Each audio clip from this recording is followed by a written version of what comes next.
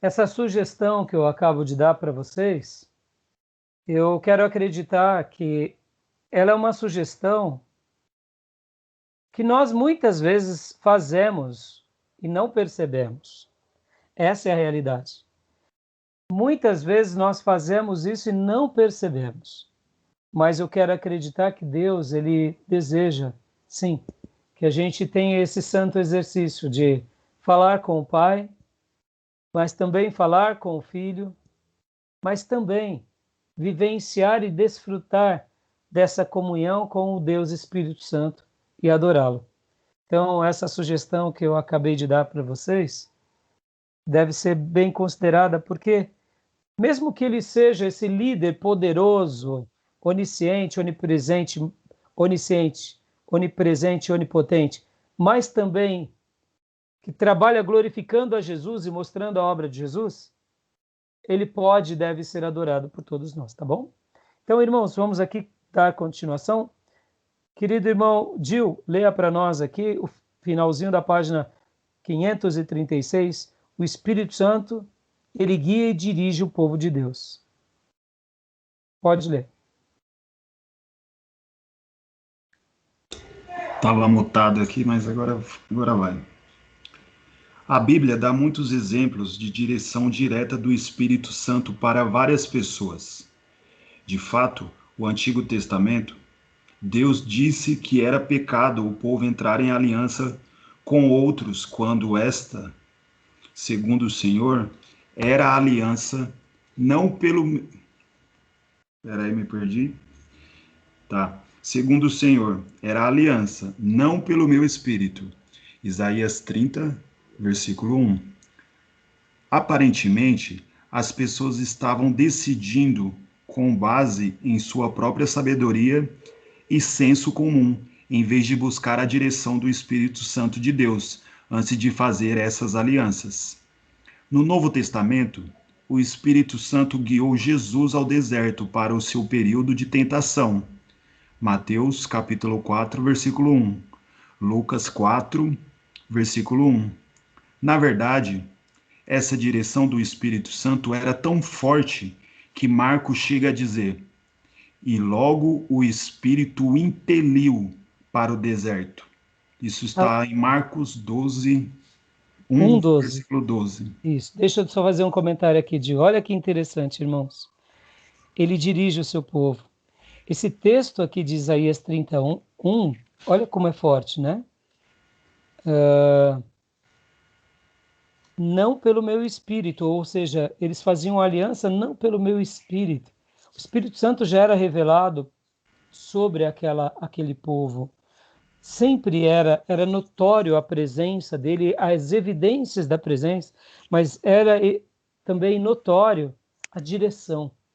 E esse texto aqui dos evangelhos que fala da tentação é simplesmente fantástico.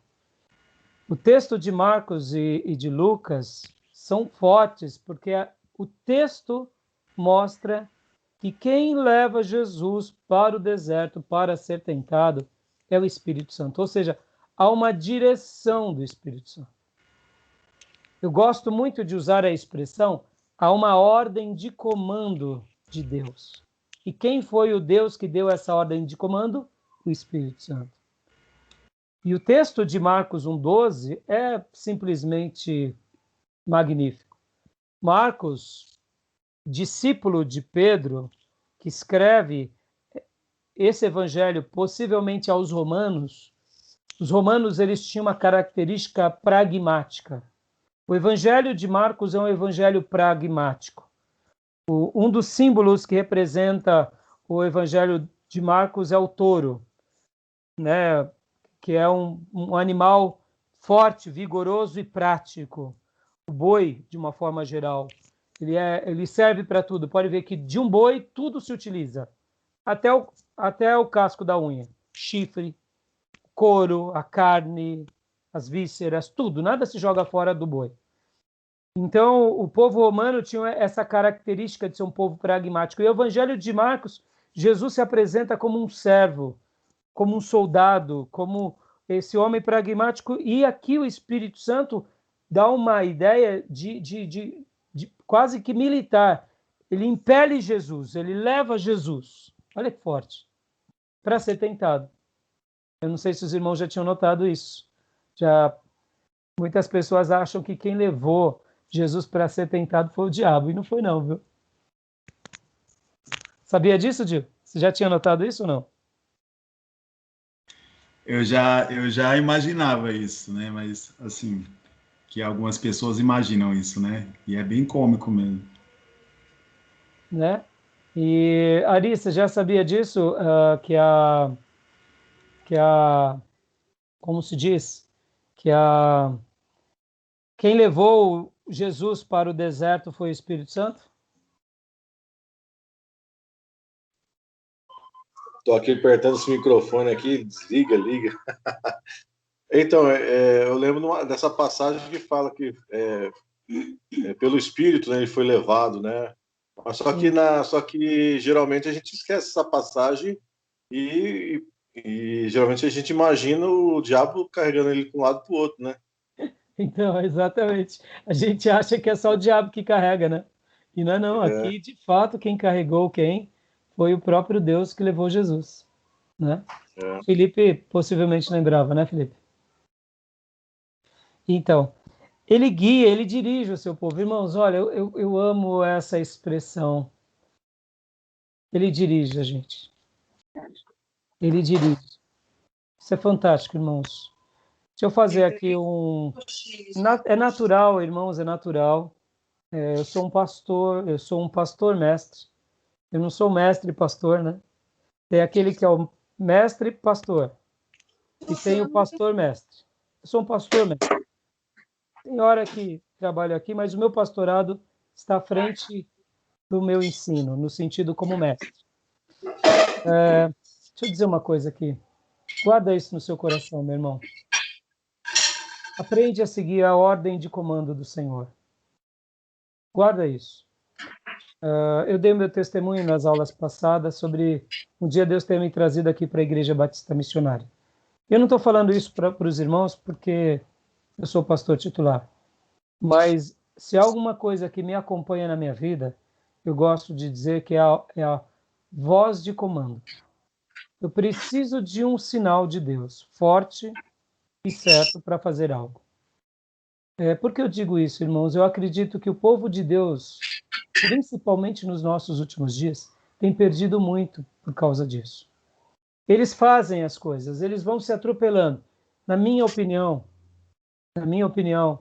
muitos irmãos sofrem da síndrome de Marta. Muitos ministros sofrem da síndrome de Marta. Porque precisam fazer muitas coisas. E a pergunta que fica da parte de Deus é: será que o Espírito Santo está nos impelindo para aquilo? Entendeu? Na grande maioria das vezes não é. É a nossa carne, é a nossa vaidade, é a nossa prepotência. Então a gente tem que fazer para aparecer. E eu queria até dar uma palavra de consolo para vocês. Se nós não fizéssemos nada e simplesmente o adorássemos intensamente e nos consagrássemos intensamente, o fruto que produziríamos dessa consagração seria um louvor tão poderoso a Deus, não só em palavras, em afetividade, mas como fruto de vida que nós ficaríamos impressionados da síndrome de Maria. Porque a síndrome de Maria não produz muito para os olhos humanos, mas produz muito diante de Deus. E quando nós produzimos muito diante de Deus, naturalmente frutificaremos na vida. Porque o fruto que frutificaremos na vida será o fruto do Espírito, como está lá em Gálatas. Pode ver, nós temos muitas tarefas, nós temos muitas obras, nós temos muitas atividades, mas falta-nos o quê? Falta-nos o toque dessa presença bendita do Espírito Santo naquelas tarefas. Podem ver, os irmãos brigam por cargos, brigam por tarefas, brigam por ministérios, mas esquecem muitas vezes que o que importa para Deus é estarmos como Maria, aos pés de Jesus. Aí talvez você diga assim, mas pastor, tem alguma coisa errada, mas e onde entra o ID? E aí onde entra a obra de Deus? E onde entra a urgência do Evangelho? Eu te afirmo, sobra tempo para tudo isso para aqueles que vivem a síndrome de Maria. Porque, irmãos, quando a gente está nos pés da cruz, quando a gente está nos pés do Mestre e o adora, e a gente não vive querendo provar para ninguém que a gente realmente serve a Deus, porque a síndrome de Marta, irmão, sofre de um mal. Qual é o mal? Eu preciso fazer para ser visto. Porque quando eu sou visto, eu sou o vaso de Deus. E isso é uma grande falácia. Pode ver, irmãos. Martas produzem o que? Tarefas, produzem obras, mas não produzem fruto do Espírito, porque a palavra de Jesus, para quem vive atarefado e cheio de tarefas, é: Marta, Marta, por que está correndo e agitada e fazendo tantas coisas? Maria escolheu a boa parte. Parece loucura, mas é isso. A fé é loucura. Fazer ministério é loucura. Ser um ministro é viver a dimensão de uma loucura. Estou falando isso, irmãos, porque vocês serão tentados a vida toda a querer fazer tarefas para mostrar quem são. Vocês não precisam provar nada para ninguém. Porque quando nós realmente já vivemos essa adoração ao Mestre, e o nosso coração não precisa provar nada para ninguém, e sim adorar o Mestre vai dizer para nós: você escolheu a boa parte. E na hora que o Mestre for falar para nós, ele não só dirá que nós escolhemos a boa parte, mas ele vai nos orientar a evangelizar para quem deve ser evangelizado, a pregar para quem precisa ser pregado, a aconselhar quem precisa ser aconselhado, a ministrar para quem precisa, e naturalmente nós seremos só um instrumento, porque o Espírito Santo estará nos dirigindo, e mesmo que aquelas vidas não nos deem uma resposta à altura naquele momento, o Espírito Santo estará fazendo a obra neles, porque tudo que é do Espírito Santo, Deus derrama a sua evidência, a sua presença, e ele dirige. E naturalmente o que construímos sempre edificará, somará, multiplicará. Quem vive a síndrome de Maria, vive essa unção poderosa, somando, multiplicando, sendo guiado e dirigido. Quem vive a síndrome de Marta, vive dividindo, vive subtraindo e vive sendo repreendida pelo Mestre. Pode até ser aclamado pelas pessoas, mas as palavras que saem do Mestre é: Marta, você não escolheu a boa parte. E é por essa razão que as pessoas se rasgam, se ferem, se dividem, porque elas precisam de tarefa.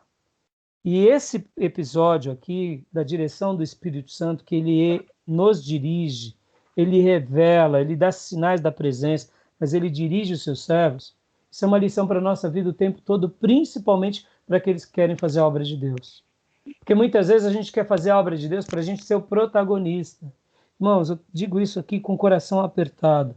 Somos fruto de uma geração vaidosa, que quer sair na foto, que quer ser protagonista, porque se for ser apoio, não serve. Ou eu faço como protagonista ou nada. É mais ou menos isso. Jesus, ou o Senhor me usa, ou eu também não faço nada. E aí eu digo, irmãos, isso não é igreja, isso não é ministério. Porque a obra do Espírito Santo, ela começa de trás dos bastidores. A obra do Espírito Santo, ela começa, sabe como, irmãos? Orando, jejuando, chorando. E ninguém está vendo a não ser Deus. E aí é nesse modelo de Marias que adoram e servem aos pés que o Espírito Santo vem e dirige. Que o Espírito Santo vem dar ordens de comando. Que o Espírito Santo dá direções. E naturalmente a gente faz uma obra que perdura. Por quê? Porque, como disse Billy Graham, tudo que é do Espírito Santo de Deus perdura. Então, muitas vezes, a gente não precisa pregar 10 sermões, a gente não precisa dar 10 aulas em 10 seminários, a gente não precisa, muitas vezes, fazer tanta coisa, a gente precisa fazer aquelas coisas que Deus quer. E isso é uma disciplina que somente homens e mulheres espirituais entendem.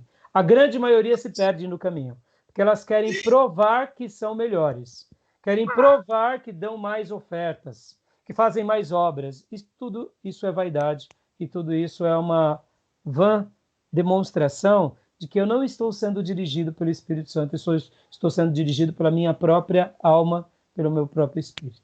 Tá bom, irmãos? Então guardem isso. Isso daqui é uma aplicação muito pastoral. Porque, irmãos, eu vou aqui abrir meu coração. Pregar uma mensagem não é fácil. Dar uma aula não é fácil. Cantar num louvor não é fácil. Pregar para um não convertido não é fácil. Evangelizar uma alma não é fácil. Ganhar um lar para Deus não é fácil. Fazer parte de um ministério não é fácil. E por que muitas vezes a gente quer abraçar tudo, tantas vezes que se escorregam pelos nossos dedos? Por que a gente quer estar pregando, por exemplo, a mesma mensagem em 10, 20 igrejas? Muitas vezes isso é uma demonstração de vaidade. Por que eu digo isso? Tem pregadores que vão ser, sim, usados por Deus como itinerantes para pregar a mesma mensagem em muitos lugares, porque é uma ordem de Deus. Mas muitas vezes dá mais trabalho você pregar toda semana naquele lugar. Por que dá mais trabalho? Porque você toda semana tem que fazer a lição de casa de novo, para o mesmo rebanho. Então eu digo para vocês, a gente sempre vai escolher o que é mais fácil, o que é mais glamuroso. E eu digo para vocês, irmãos, cuidado com as vaidades. Porque o seminarista ele é tentado o tempo todo a querer ser o pregador, querer pregar aqui, pregar lá. E de repente Deus está dizendo para ele, filho, senta, aprende, me adora, intercede, jejua. Quer ver um exemplo aqui, irmão, sem humilhar ninguém aqui? Vou fazer uma pergunta, serve para vocês, serve para quem nos assistir. Como vai a vida de oração dos irmãos? No quarto. Aquela oração de vocês e de Deus.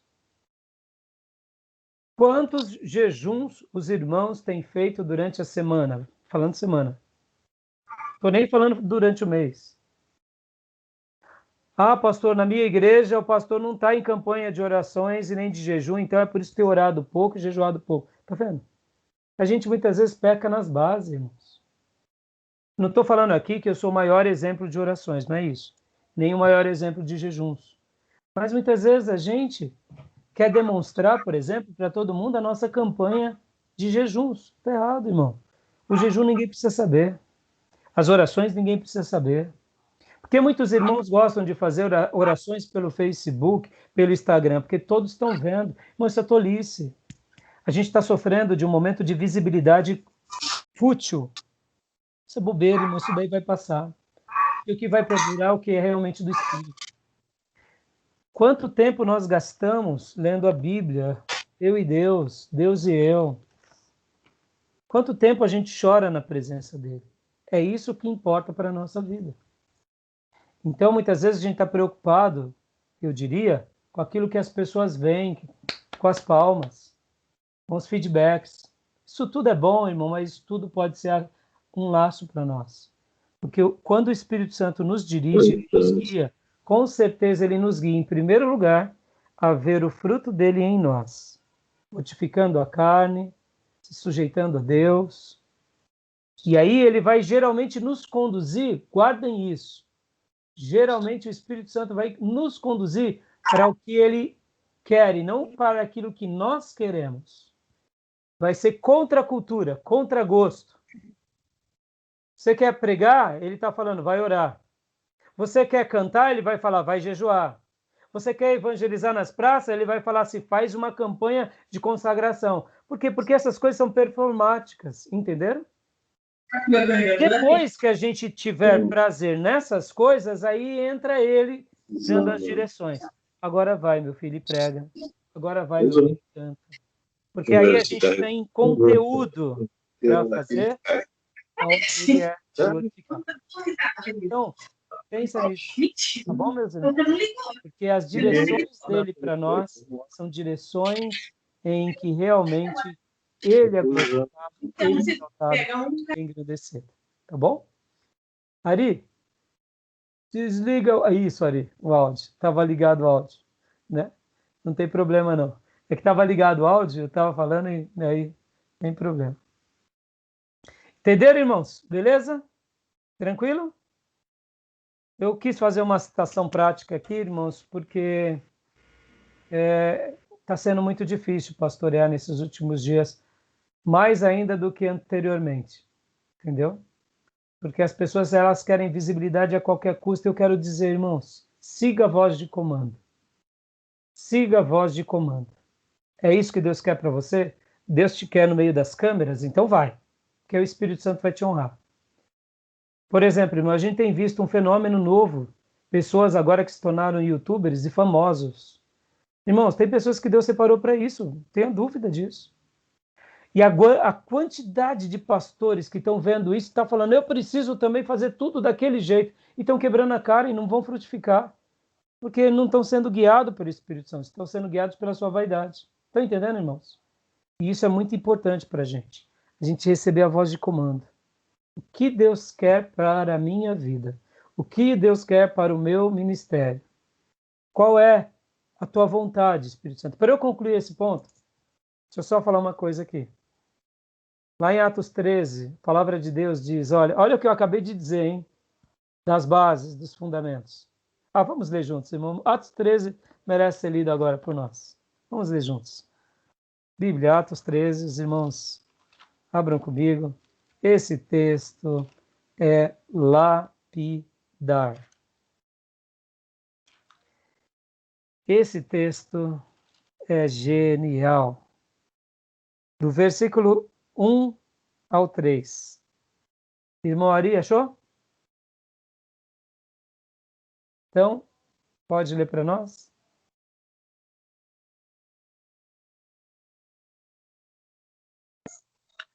E na igreja que estava em Antioquia, havia alguns profetas e doutores, a saber, Barnabé e Simeão, chamado Níger, e Lúcio, Cirineu, e Manaém, que fora criado com Herodes, o tetrarca,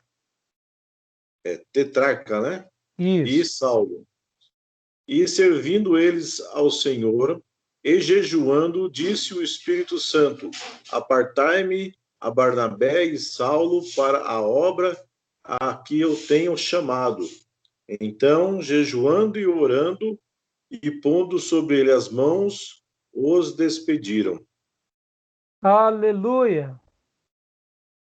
Naquela igreja havia profetas e mestres, e pessoas até que tinham a convivência com o tetrarca Herodes, e entre eles estava Saulo. Versículo 2 é simplesmente a cereja do bolo. Enquanto adoravam e jejuavam, eles estavam lá fazendo o quê, irmãos? Eles não estavam assim. Qual é o marketing que vamos usar? Não que isso seja errado, irmão, preste atenção. Não é errado nós desejarmos melhorar e usarmos o que for de melhor para o reino de Deus. Por exemplo, nós estamos usando aqui computadores. Eu estou usando aqui um sistema porque eu quero fazer a minha melhor aula. Não é errado isso.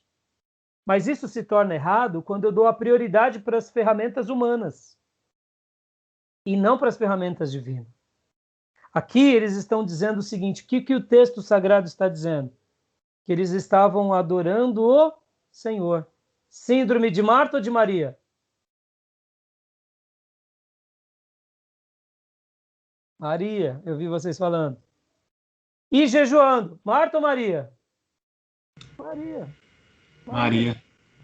E aí, quando a gente faz isso, quem é que fala? Aqui é fantástico, fantástico. Quando a gente faz isso, disse o Espírito Santo. Aleluia. Terceira pessoa da Trindade.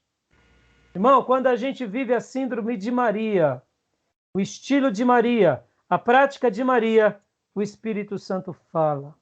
O Espírito Santo dá evidências. O Espírito Santo dirige. Aqui nasce a vocação de Saulo e de Barnabé. Disse o Espírito Santo, separem-me Barnabé e Saulo. O principal aqui foi Barnabé. E Saulo, o auxiliar. Para a obra que os tenho chamado. Ponto.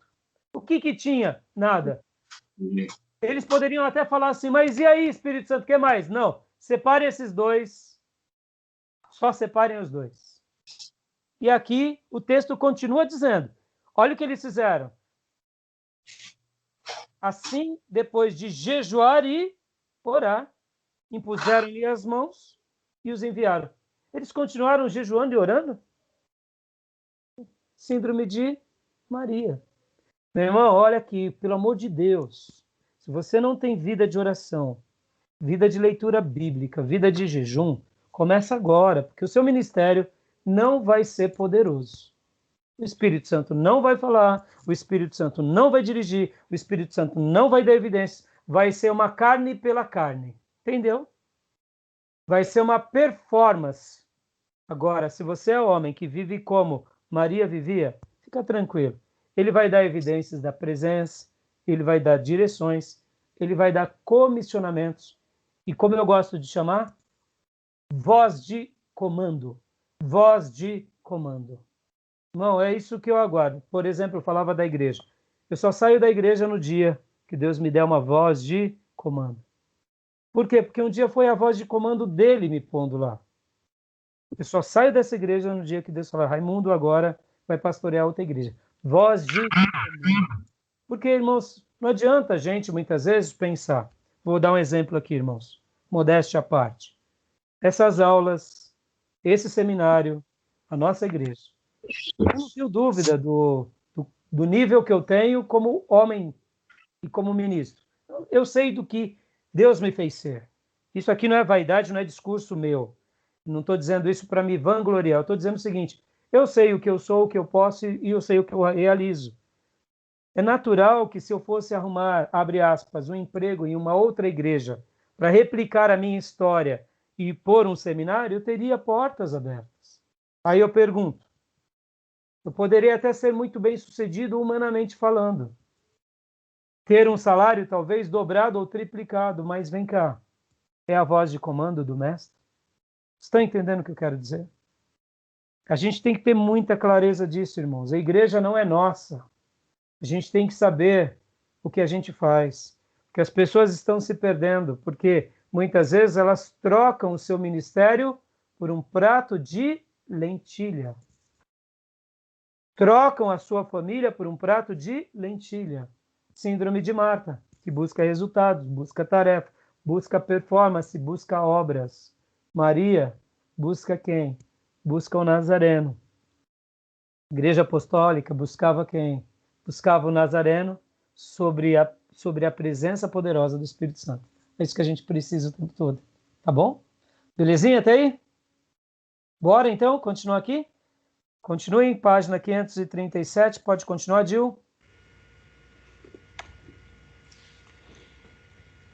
Em outros contextos, o Espírito Santo deu palavras diretas de direção ao povo, dizendo a Felipe, por exemplo, aproxima-te desse carro e acompanha-o. Atos 8, 29. Ou dizendo a Pedro que fosse com 3 homens que chegaram até ele, na casa de Cornélio. Atos 10, 19, versículo 20, até o versículo 20. 11, versículo 12. Ou dirigindo os cristãos de Antioquia, separai-me agora Barnabé e Saulo para a obra que os tenho chamado. Atos 13, versículo 12. Também na categoria de direção, mas na natureza muito mais direta e impositiva, há vários exemplos em que o Espírito Santo transportou de fato uma pessoa para de um lugar para o outro. Isso se deu quando o Espírito do Senhor arrebatou a Felipe, não o vendo mais o eunuco. Mas Felipe veio achar-se em Azoto. Atos, capítulo 8, versículo 39 até o 40. A direção nesse caso dificilmente poderia ter sido mais clara. Todavia, coisas semelhantes aconteceram em alguns profetas do Antigo Testamento, pois aqueles que conheciam Elias pareciam esperar do Espírito de Deus o Espírito de Deus o arrebatasse e o transportasse para algum lugar. 1 Reis 18, versículo 12. 2 Reis 2:16. Pode ser que o Espírito do Senhor o tenha levado e lançado em algum dos montes ou em algum dos vales. O Espírito do Senhor várias vezes, diz Ezequiel, o levantou e o levou para um lugar a outro. Ezequiel 11, versículo 1, capítulo 37, versículo 1, 43, versículo 5. Uma experiência que também era parte das últimas visões de João em Apocalipse. Apocalipse 17, versículo 13, 21, 10. Mas na grande maioria dos casos, a direção e a orientação do Espírito Santo não são nem de longe tão dramáticas. Tá bom até As aí. escri- Tá aí? Só até aí. Deixa eu só fazer um comentário aqui, irmãos. Vocês acreditam que aqui foi arrebatamento de Felipe, como foi aqui? Ele veio e se achou em Azoto, Atos 8, 39 a 40. Vocês acreditam nisso? Acreditam? Eu creio. Eu não tenho dúvida. Eu, particularmente, irmãos, eu acredito tanto quanto... Eu acredito tanto como se o Espírito Santo pudesse me levar para a casa de vocês agora. Teletransporte, pastor. Teletransporte, Felipe, exatamente. Lembra que, no passado, em algumas aulas, eu já disse que um dia os cientistas vão descobrir aqui, na minha concepção, o teletransporte tem alguma coisa a ver com o mistério do Espírito Santo. Na minha opinião, é como se fosse um DNA do Espírito Santo que está aqui perdido em algum lugar, que ainda Deus não permitiu os cientistas codificarem, mas quando codificarem, vai acontecer o teletransporte que o ser humano tanto deseja. Quem sabe Deus até possa permitir. Estou viajando aqui, tá, irmãos? É o que eu acho, tá? Permita o pastor, tá? Isso daqui é viagem minha, tá? Porque eu acredito nisso daqui, eu acredito. Eu acredito que há um céu espiritual que a gente não vê, mas que ele existe, é real. Onde Jesus foi elevado, ele está, o Senhor está. Onde há arcanjos, anjos, querubins, serafins, onde está o trono da glória de Deus, tudo isso é espiritual, a gente não vê por causa dos nossos olhos o quê? Pecaminosos por causa da carne, por causa que Deus não permitiu. Mas é um mundo espiritual. O apóstolo Paulo fala que a nossa luta não é contra a carne e o sangue, mas contra principados e potestades desse mundo que existe e que não é debaixo da terra, não é no centro da terra, que dá uma ideia de ser nas alturas. Aqui, na minha opinião, assim como Elias, assim como Enoque foram arrebatados, transladados, aqui Elias, ou melhor, Filipe, ele foi arrebatado de um lugar para o outro. Irmãos, eu acredito tanto que um dia Deus vai permitir que o ser humano faça o teletransporte, porque é Deus permitindo com que alguém descubra os mistérios da espiritualidade e cientifique. Pronto. Vai ter o teletransporte. Que nem desenho, que nem filme. Agora, por que eu estou te falando tudo isso, irmãos? Quando vai ser isso, eu não sei. Mas eu acredito que nos dias que vai ter o advento do anticristo, que vai ter o advento da perseguição à igreja, porque aqui, mais para frente, a gente vai estudar, há 3 teorias, pelo menos, que a igreja é arrebatada, e aí vem os 7 anos de tribulação. Outra teoria diz que a igreja passa por metade da tribulação, quando começa a grande tribulação, que é em 3 anos e meio, a igreja é arrebatada. E a outra teoria diz que a igreja passa pelos 7 anos de tribulação. E Jesus vem aqui.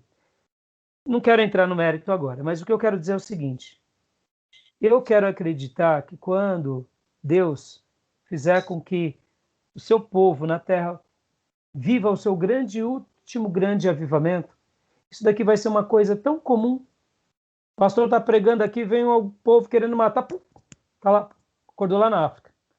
Então, eu acho que vai ser isso, porque assim como o Espírito Santo ele é derramado copiosamente sobre o seu povo, especialmente em momentos de avivamento, eu não tenho dúvida que fenômenos extraordinários acontecerão para que milhares de vidas sejam salvas, sejam libertas. E esse episódio de Felipe vai ser comum um dia na igreja. Eu quero estar preparado para o Espírito Santo pegar o pastor Rai aqui e levar para lá. Porque eu só quero estar vivendo na síndrome de Maria, só isso. Mas eu falo isso para os irmãos, irmão, porque eu acredito nisso. Aqui é uma direção. Lembra? Há pouco eu falei de uma ordem de comando. Aqui, irmão, não é nenhuma ordem de comando. É ele te pegando, te envolvendo, falando, vem cá, meu filho. Te carregando, entendeu? Isso é extraordinário. Isso daqui é uma coisa impositiva, direta, maravilhosa para a glória de Deus. Agora, pastor, todo caso vai ser isso? Não. A Bíblia fala lá no livro de Apocalipse, quando se levantar o anticristo, que muitos serão mortos. Porque chegou o tempo daquele irmão morrer. Aqueles que realmente passarem e forem separados para o martírio vão glorificar a Deus com a sua vida. Tá bom? Nem todos Deus separará. Talvez, o que eu quero dizer com isso aqui, irmãos, que eu acredito muito nessa manifestação direta, impositiva do Espírito Santo. Um outro episódio que eu acredito demais, irmãos. Sabe aquilo que Elias... beleza, Eri. Já te dou a palavra. Sabe quando os profetas Elias e Eliseus tinham experiências poderosas? Tem um episódio que um dos discípulos estão ali com medo diante de um exército muito grande e o profeta ora, Senhor, abre os olhos do meu discípulo. E aí, na hora que ele contempla e vê os exércitos do Senhor sobre aquele exército que queria destruir Israel, eu acredito nisso, que essa função ela pode ser também exercida por nós. Senhor, abre os nossos olhos para a gente ver o que acontece no mundo espiritual. Sabe aquela ideia pentecostal de anjo descendo, subindo? Bom, eu acredito tanto nisso. Para mim isso é tão real, é tão simples. Quando a gente faz uma oração, anjos levam. Quando Deus quer responder, Deus traz com resposta. Ora é o próprio Espírito Santo que vem e fala. Ora é Deus. Para mim isso é tão comum. Para mim isso é tão real. Porque eu acredito nesse livro aqui, que isso tudo não é algo, sabe, histórias, metáforas. Para mim isso é real. O arrebatamento é real. A transladação é real. Entendeu? É real. Fala aí. Pastor Rai, aí você comentou a respeito do arrebatamento, né? Da pessoa para outro local. Mas e também existe aquele arrebatamento que o pessoal fala assim, foi arrebatado em espírito, né? Vamos dizer assim, ele teve uma revelação de Deus em outro local, nos céus, ou... Como foi com Ezequiel. Ezequiel, ora, era tomado, e Ezequiel, ora, via. Mas aí é em espírito, né? Não a pessoa dele, né? Esse que o senhor falou agora seria nós indo com carne e tudo para outro local, né? Como foi Jesus. Mas aí existe o arrebatamento que a pessoa vai só em espírito, não vai com a carne junto. Não é isso também? Exatamente. Agora, olha só. Para Deus te dar uma visão ou te levar o corpo, muda alguma coisa? Não, mas existe os dois, né? É isso Sim, que eu isso que eu estou querendo quero dizer. dizer. Eu acredito nos dois. Eu acredito. Tá. Eu acredito plenamente. Muita gente que diz que viu anjo, que foi arrebatado, é nada. É só vanglória para demonstrar espiritualidade. Porque quem realmente teve uma experiência de um arrebatamento, como Paulo, que foi até o terceiro céu, ou como é o caso de Filipe aqui, ou como é o caso, por exemplo, de Ananias, quando Deus dá uma visão para ele enquanto ele dorme, vai lá e ora por Paulo. Essas pessoas, elas, quando têm uma experiência dessa, ou seja, fisicamente, ou de uma visão poderosa, o fruto é marcado. O fruto de Deus é perdurado. A glória de Deus é manifesta. Então, muitas pessoas que dizem que foi arrebatada aqui, muitas vezes foi pensamento da pessoa, pode até ser sabe, pode até ser algo que eu não digo que foi carnal, um devaneio da pessoa desejando aquilo.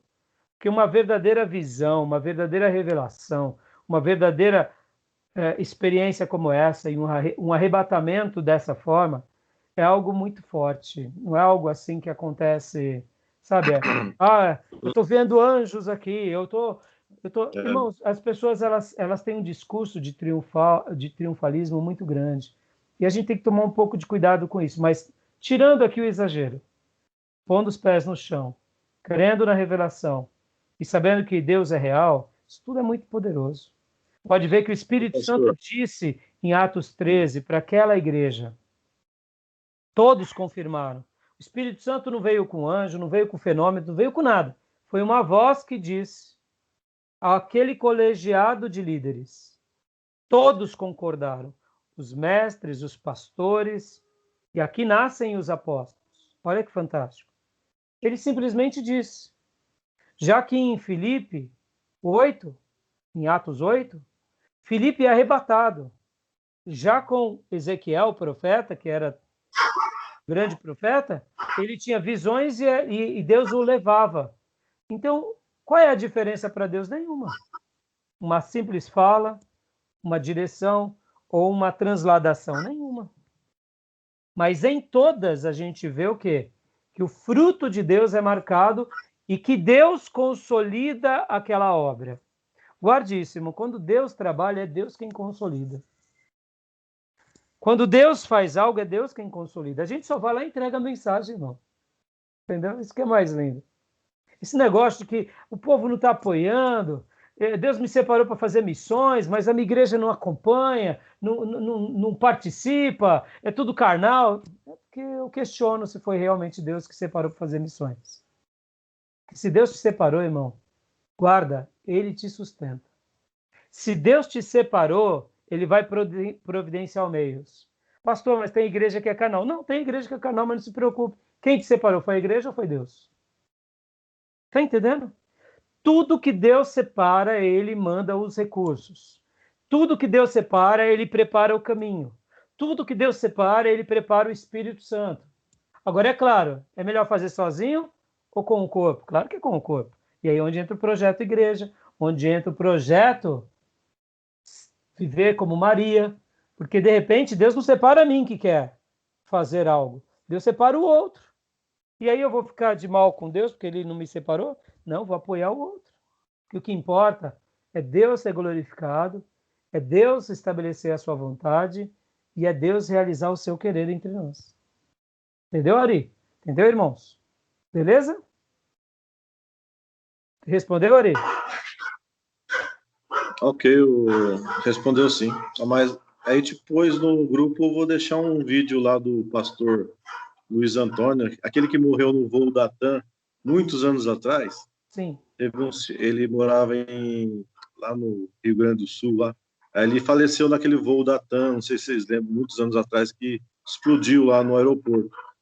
E ele teve essa experiência com Deus de arrebatamento em espírito que mostrou, assim, no dia que ele pregou na igreja, ele fala sobre isso, mas ele mesmo não entendeu que o que ele tinha visto era a própria morte dele. Só que ali ele pensou que fosse uma batalha espiritual, alguma coisa assim, mas depois que acontece tudo e você vê as imagens, né? Ele falou que via pessoas sendo enroladas e carregadas, né? E aí você vê realmente, mas ele fala assim, eu estava bem naquele lugar, mas eu via várias pessoas mortas, enroladas e sendo encarregadas. E realmente as pessoas que saíam de lá de dentro eram enroladas naquele negócio meio prata, sabe? E eram carregadas. E aí você vê que... Mas ele também fala da experiência dele no céu, que Deus levou, ele falou assim, eu não queria voltar, né? Ele ficou chateado que voltou, né? Que era muito maravilhoso. Mas depois eu deixo o link aí para os irmãos se tiver curiosidade para ver. Eu gostaria de conhecer, Ari. Eu gostaria de saber. Você vê, Ari? Agora, irmãos, deixa eu explicar uma coisa para vocês aqui. Nem todos nós, na grande maioria das vezes, vamos saber de tudo. Não vamos. Achar que Deus vai falar tudo direitinho. Não, irmãos. Ele vai dar um caminho, como ele deu para Paulo, para Barnabé, separai-me. E depois, Deus, na realidade, só estava confirmando já o que ele tinha falado lá em Atos 9. Você irá sofrer por causa do meu evangelho. Eu te levarei a povos, a reis, a gentios. Então ele já sabia de alguma coisa, mas como seria? Quantos náufragos como seria a morte dele, Paulo não sabia. Pode ver que no primeiro julgamento, quando ele escreve a carta de Timóteo, depois ele escreve 2 Timóteo, ele fala que no primeiro julgamento dele até os irmãos não estavam com ele. Ele tinha uma esperança de libertação ainda, de sair de Roma vivo. No primeiro julgamento ele foi absolvido, mas no segundo ele foi decapitado. Então, mesmo o grande Paulo, que foi um homem que caminhou com o Espírito Santo na história do cristianismo, nós entendemos que existem alguns grandes nomes, e Paulo encabeça essa lista, como um dos maiores cristãos, maiores discípulos, maior apóstolo, maior evangelista. Possivelmente ele não sabia de muita coisa. Ele não tinha clareza. Porque Deus não revela tudo, irmãos. Porque ele só revela o necessário. Então, se contente com a presença e com o necessário. E se contente com a síndrome de Maria. E fuja da Marta. Tá bom? Continua aí, Dio. Mas, na grande maioria dos casos... Tá bom, vamos lá. Eu parei aqui, longe tão dramáticas. As escrituras falam antes de uma orientação pelo Espírito Santo. Volta um pouquinho para nós. Mas na grande maioria dos casos... tá certo. Mas na grande maioria dos casos, a direção e a orientação pelo Espírito Santo não são nem de longe tão dramáticas. As Escrituras falam antes de uma orientação pelo Espírito Santo no dia a dia. Os cristãos são guiados pelo Espírito Santo. Romanos 8, versículo 14. Gálatas 5, 18. E andam segundo o Espírito. E andam segundo o Espírito. Romanos 8, versículo 4, Gálatas 5, 16. Ora, é possível entender que Paulo está se referindo aqui somente à obediência às ordens maiorais das Escrituras. Morais. Ordens morais. Ordens morais. Assim, morais. Tá.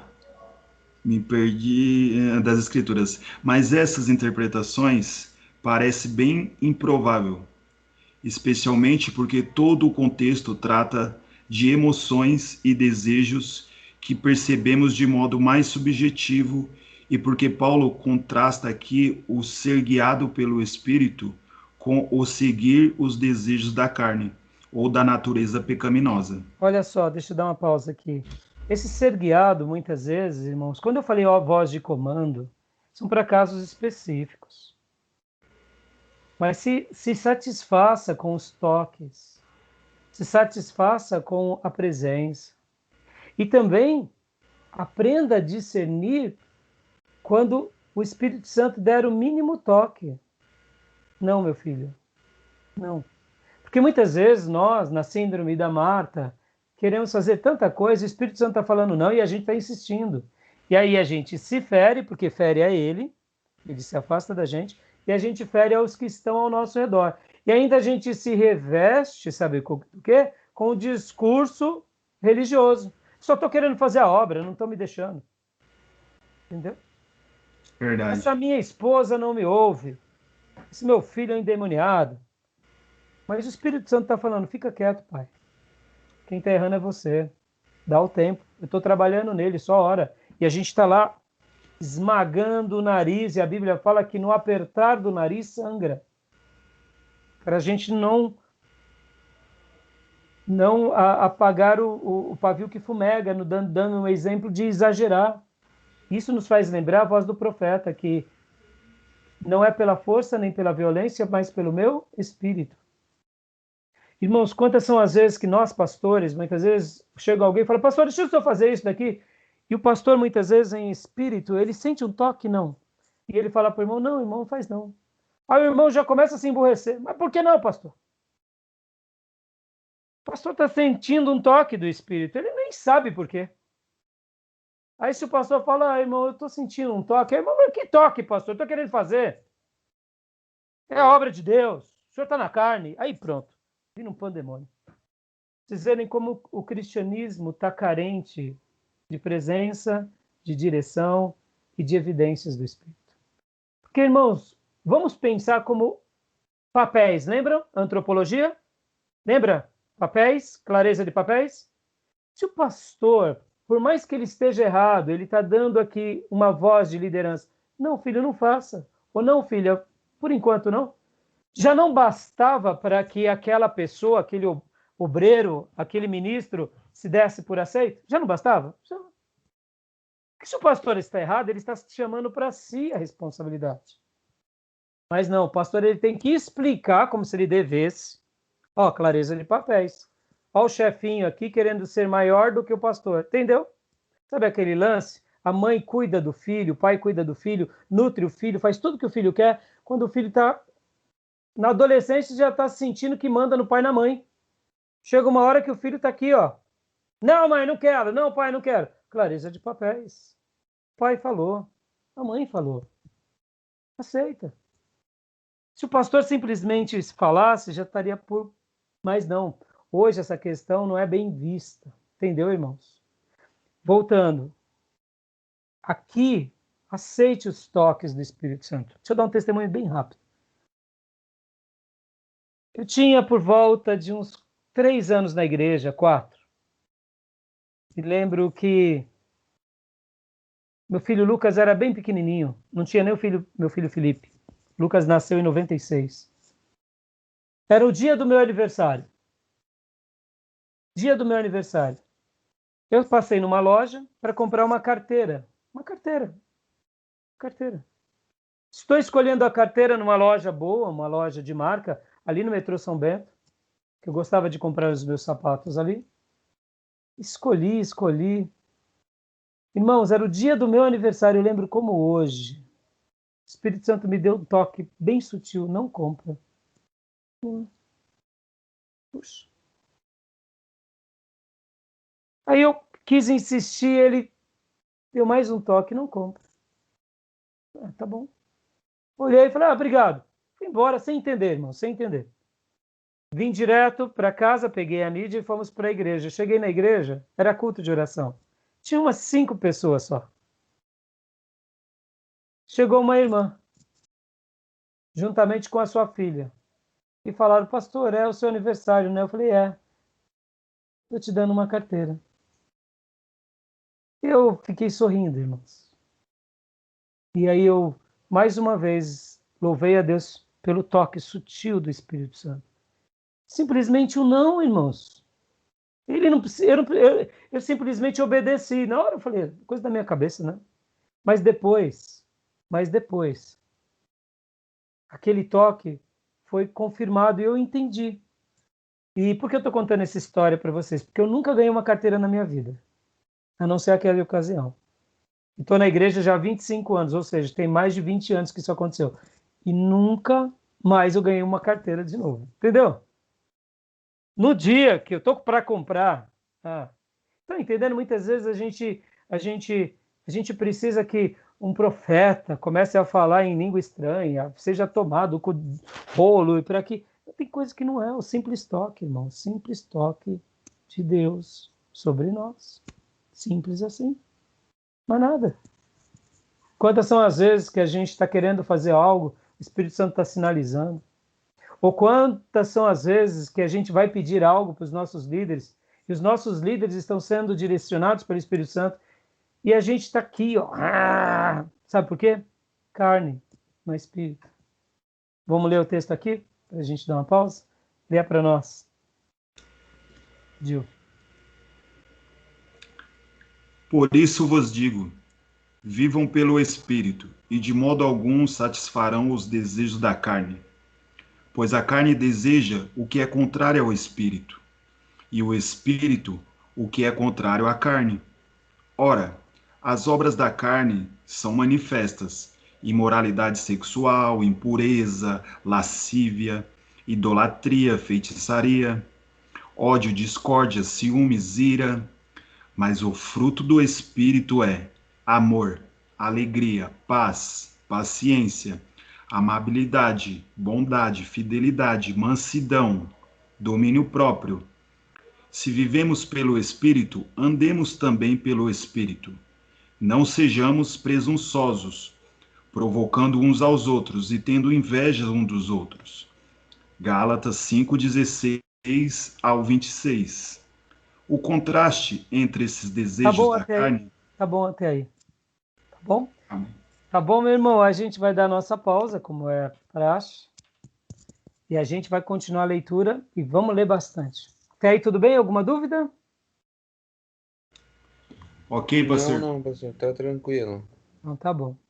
Então vamos dar uma bebidinha de água. Pode deixar aberto aqui, tá bom, irmãos? A gente já volta já para a gente fazer o último bloco. Então, que Deus continue nos abençoando e que o Espírito Santo continue presente sobre nós. Tá bom? Até já. Vou parar de gravar.